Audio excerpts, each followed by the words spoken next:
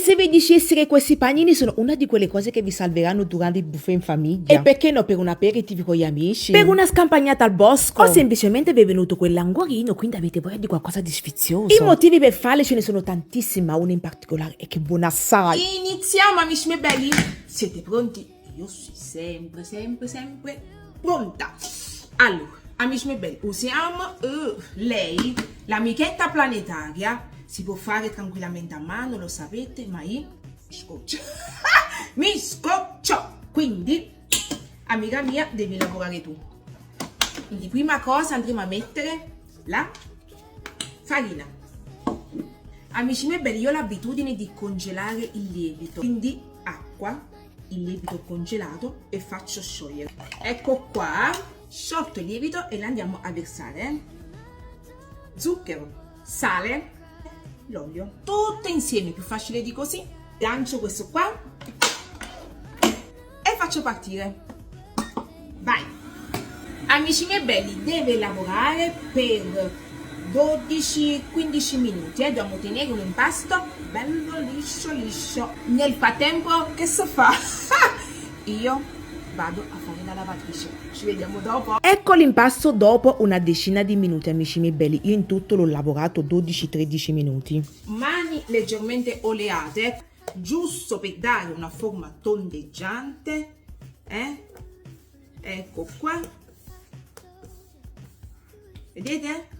Lo sistemo all'interno di una ciotola leggermente oleata, copro la pellicola trasparente. Copriamo così e mettiamo a lievitare. Ecco, amici miei belli, l'impasto lievitato, piano leggermente infarinato, e li divido in pezzi, 8 pezzi più o meno da circa 80 grammi.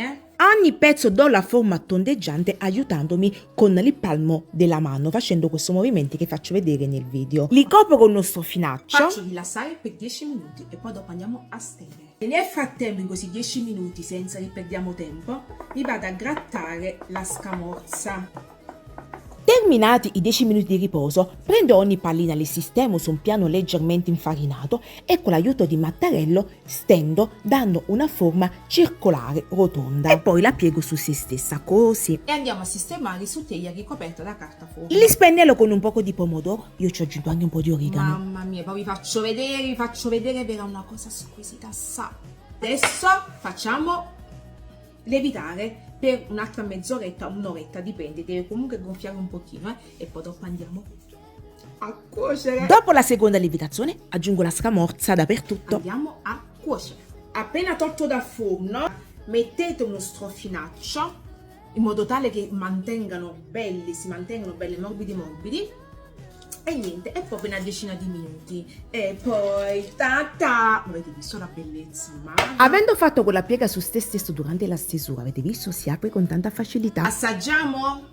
Mamma mia, amici miei. Che Bibi, non lo dici come l'hai farcito, che ti vergogni? Ma non lo dico semplicemente per i miei amici belli che stanno a dieta, altrimenti faccio venire la voglia. Panini gusto pomodoro e scamorza da farcire come vuoi tu che stai. Che non si fa così. E fallo tu.